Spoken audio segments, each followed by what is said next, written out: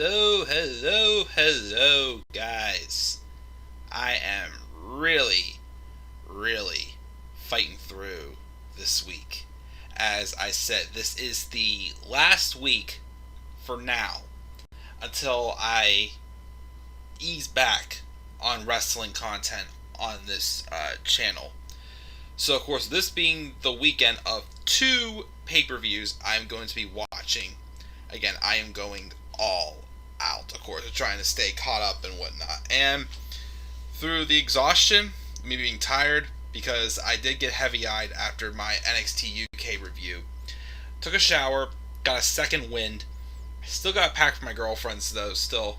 So, this is basically me just waiting for my hair to dry before I fall asleep.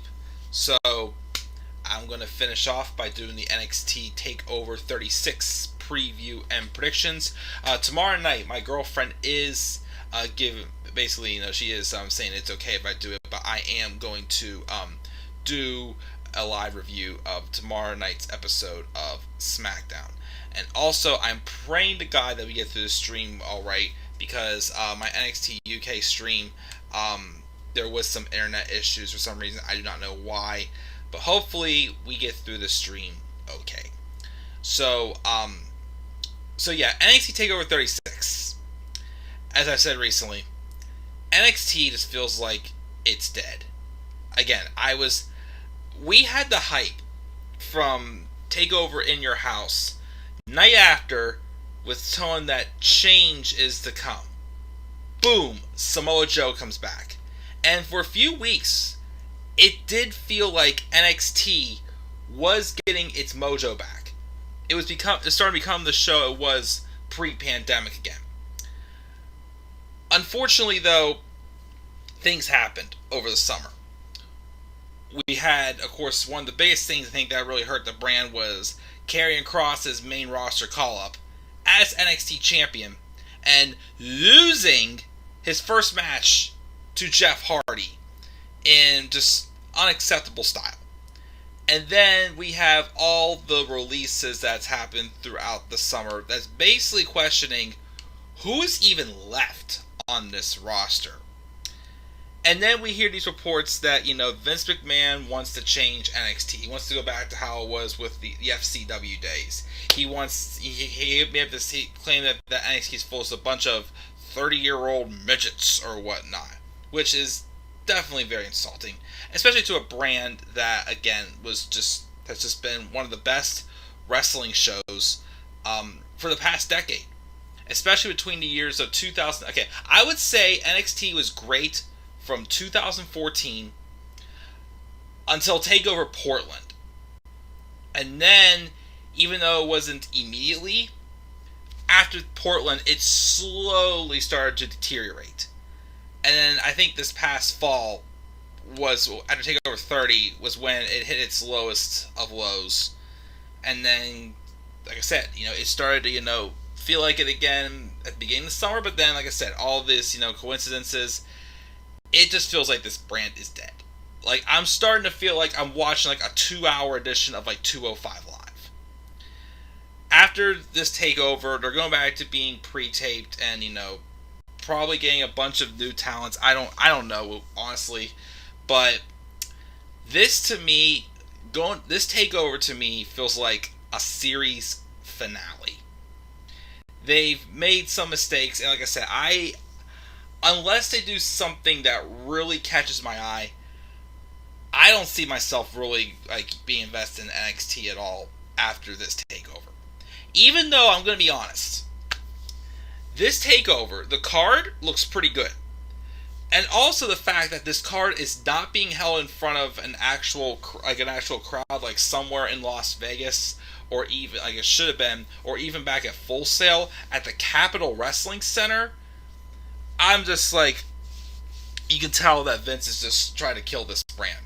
Like I said, he's mad because this is a show that was, known to be better than his shows for the past several years. This is also probably mad because NXT could not outdo AEW in ratings during the Wednesday Night Wars, even though apparently there was never any war from what I told. But yeah, right. There was so definitely, competition, a war between NXT and AEW. So obviously Vince wants to punish it and start this brand over from scratch, and who knows. So like I said, this brand's going to be a completely different thing after this takeover. So like I said, this, as of now, most likely for now, could be the last NXT takeover I ever watch. But again, the card itself, I gotta be real, it's a very unpredictable card. I feel like the outcomes are unpredictable. However, though, based off of recent bookings, I have my predictions based off of Vince. Like I said, this takeover feels like it's wrapping up the end of an era with NXT. So I feel like the predictions I did is based off of how a series finale, end of an era, should be. Because trust me, I even saw the fact that we have four of the 5 matches are title matches. I honestly could see all 4 championships changing hands at this takeover. But thinking more of, end of an era, this is the end of a bunch of things. This is the end of this era of NXT. This is going to be probably just something to a new brand and whatnot or anything. It made me think differently as far as my predictions. So I had to do my predictions based off of that. So I had the expectations of what No Mercy 2017 was to me. A good show, but the outcomes left me wanting nothing. It didn't have me looking forward to anything. I think this is going to be a good takeover, but I don't see myself being invested in this brand anymore for now, at this time at least, after this takeover. So let's roll and talk about the 5 matches. The first match I think is going to open up the show is the match between Cameron Grimes and LA Knight for the $1 Million Championship. This has been a good feud. Cameron Grimes becoming more of a babyface rather than a heel. He's definitely very over with the crowd. LA Knight, I think, this has done a great job for making LA Knight into, a heel that stands out. My thing though is I feel like they can still go further with this, like dig deeper into LA Knight being a heel, especially if the stipulation for this is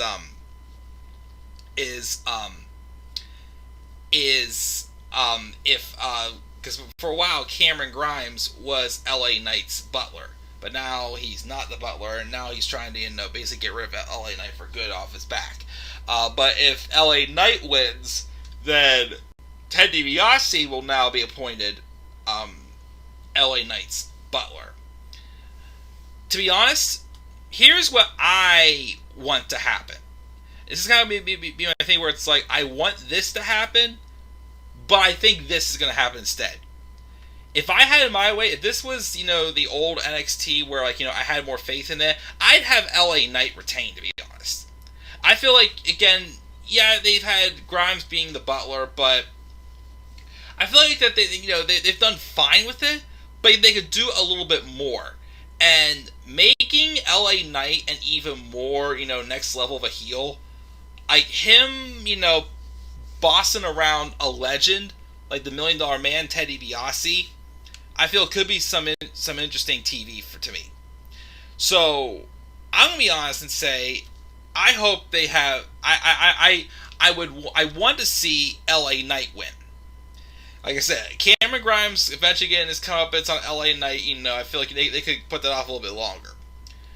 But I don't feel like they're going to do that here. I think they're going to have Cameron Grimes win. That's what I think they're going to do. I think they're going to have Cameron Grimes win this and end this, even though it feels like they could go even further with this. And having, again, and even to, develop more of like a character and dig deeper and making LA Knight even more powerful heel, and having Ted DiBiase as his butler, I think honestly would be a great move, and also it helped put more sympathy on Cameron Grimes, I feel like. But no, again, that's what I want to happen, but I think what is going to happen is we're going to see Cameron Grimes win the $1 Million Championship. So that's our prediction for this match. The second match, this obviously, of course, could be a match of the year candidate. Walter and Ilya Draganov for the NXT UK Championship. Again, if you have not already seen their first match from October 29th of last year, go back and watch it.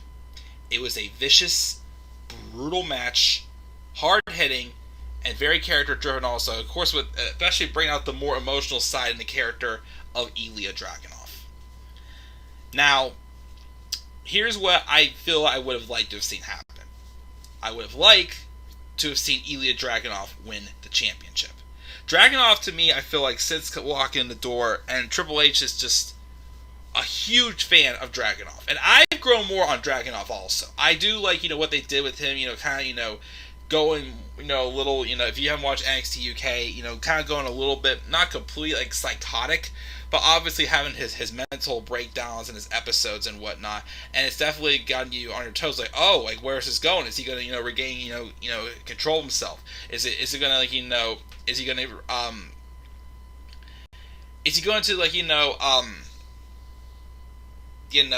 turn heel or something? Like, it was a very interesting, way they booked him.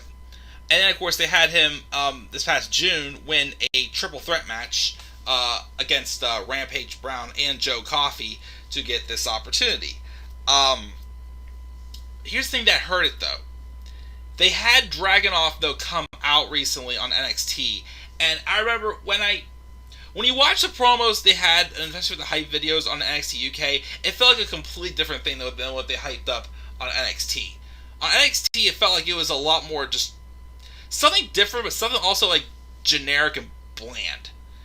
And then, again, they had Dragunov lose to Pete Dunne recently. And yes, I know Walter came out, but even after Walter came out, Dragunov still was able to get a move or two in on Dunne before Dunne hit the bitter end. So, either way, Dragunov still lost clean to the former NXT UK champion who could not beat Walter.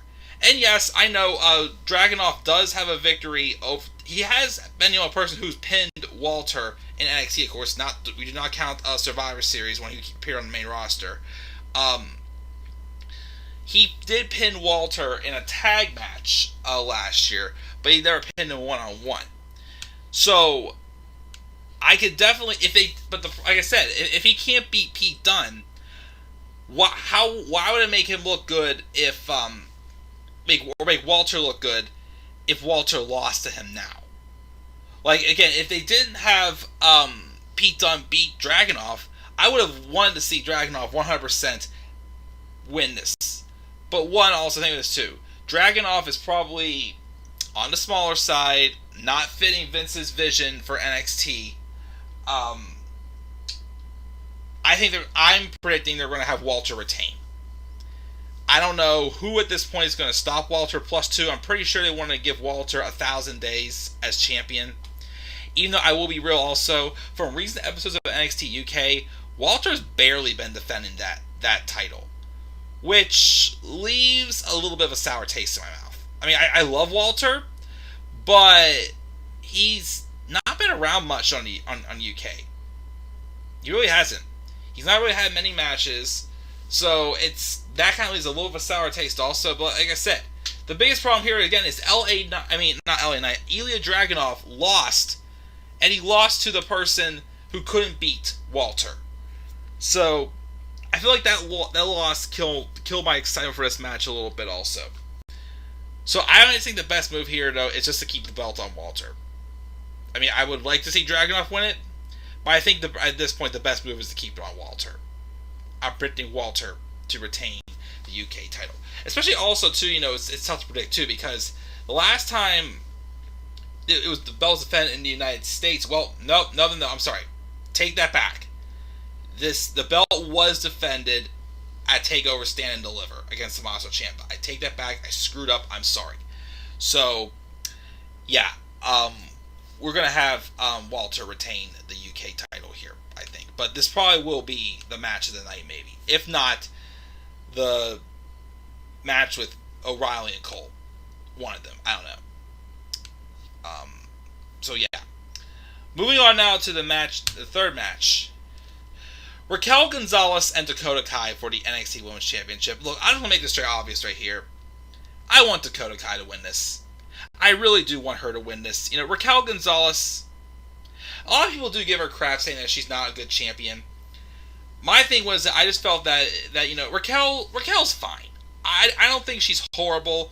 Yes, she could use a little bit more work, but I can't say she's been a horrible champion. Little bland, yes, but not to a point where it's like she's awful and I'm gonna knock her like Nikki Cross and whatnot. No, I'm not gonna. I honestly think Raquel's run has been better than Nikki Cross's. Sorry, Nikki ASH, Nikki Ash, whatever you want to call her. It's just Dakota Kai's been around for a while. She works hard.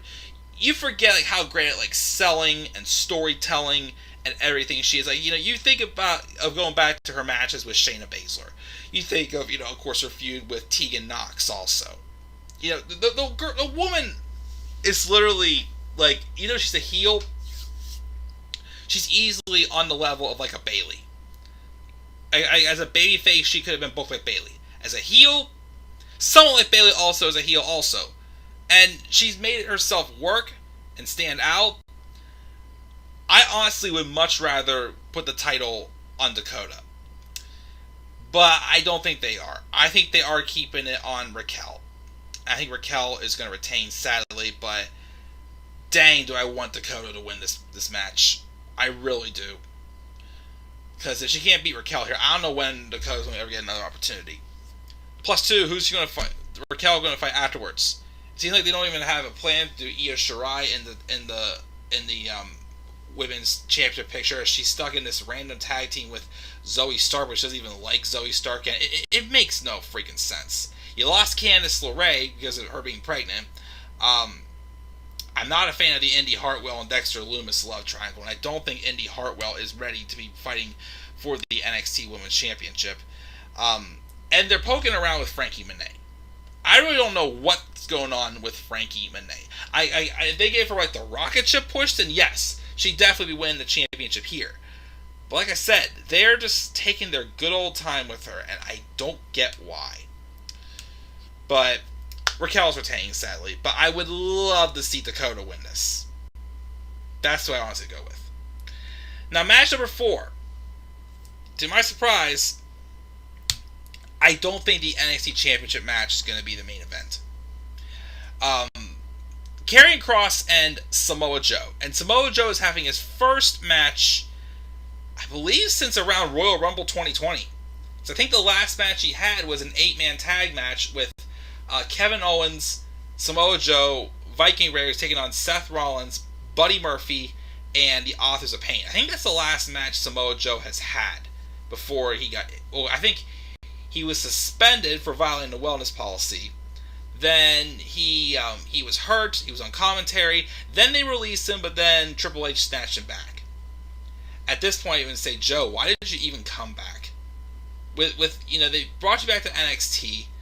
Yet NXT is literally about to go through a revamp. And yes, although Samoa Joe would fit, what exactly Vince is looking for, Samoa Joe is, basically too big for a brand like this at this point.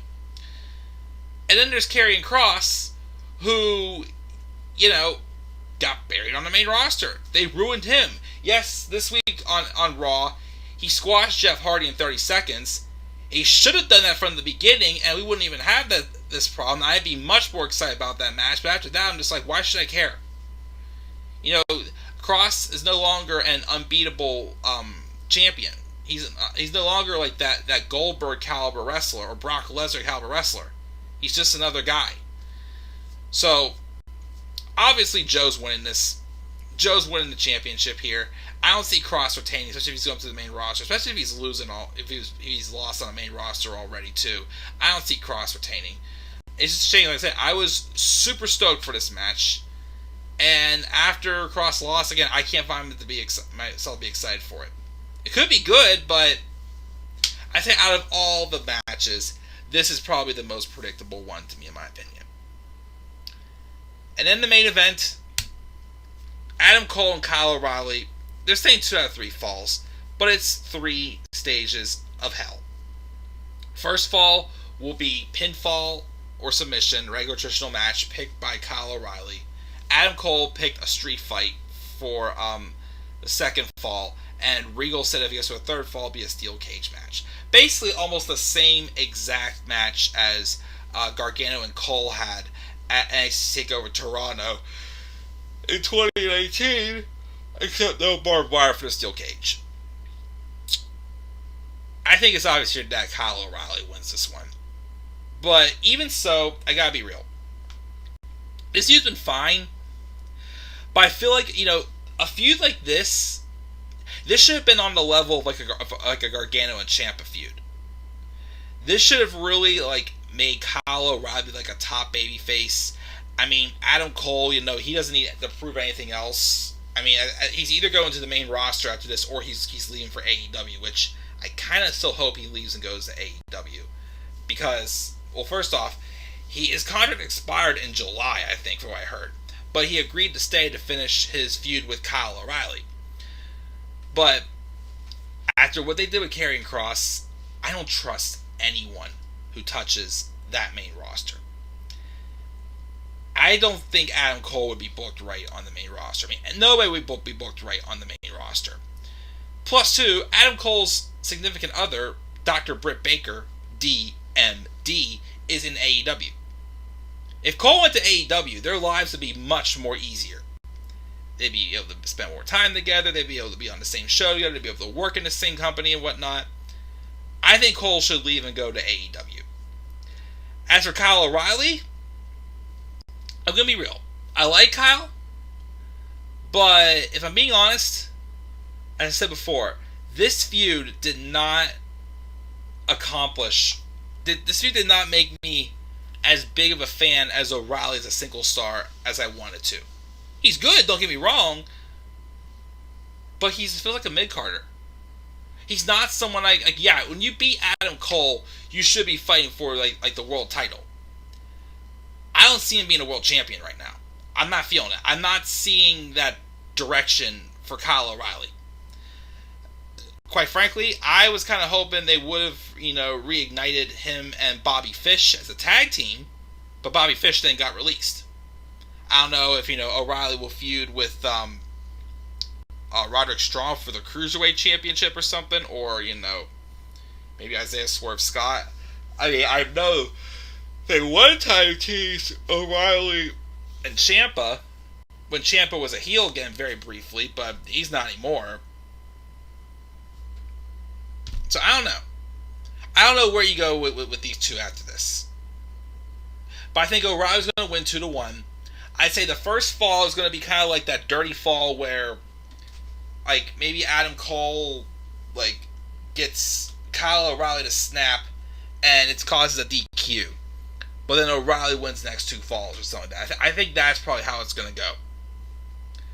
But, like I said, for any of these matches, I just don't see where they're going after this. And it's not like, oh, it's suspenseful. It's worse like, oh, it just doesn't look good. I don't have a good feeling at all. Like I said, this could be a good show, but I feel like, it's going to leave me, not wanting more. It's going to leave me feeling like this is the end of something.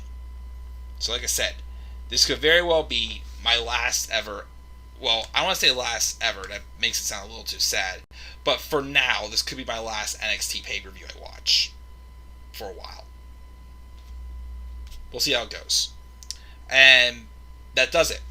Guys, I've done 6 streams this week in 4 days. It's been crazy. Nobody in the live chat, though, tonight. A little sad, but, I am going to review SmackDown tomorrow. And then I'm also going to hopefully be posting a live reaction from a certain something happening on Rampage tomorrow that I'm hoping happens. And then sometime then, of course, I will do my SummerSlam review and my NXT TakeOver review. Those should all be done by Monday. And hopefully on Monday, if not Tuesday, because the first... I'm going to start, of course, when I tone down my wrestling content and, still do some wrestling content, but not as much. I'm going to start my sitcom reviews this week. The first one I'm going to do it's a surprise. But the first episode is probably gonna be one of the longer reviews because I want to do like the how it began and all that stuff as well. So I want to watch those special features as well. So hopefully by the beginning of the week, like Tuesday maybe at the latest, I will have the first video posted in that series as well. Like I said, wrestling content still gonna be here, just not as much. But some new things are to come for the channel of Demand. So guys, that's my thoughts again on NXT TakeOver of 36 for my preview predictions. What are your thoughts on this takeover? Are you guys feeling this could be the end of your excitement also for NXT? Could this be your last takeover you watch as well? Give me your thoughts down below. Make sure to slap a like on the video, guys. Subscribe, more content to my channel. You may follow me on Twitter as well at DemandAirboy93.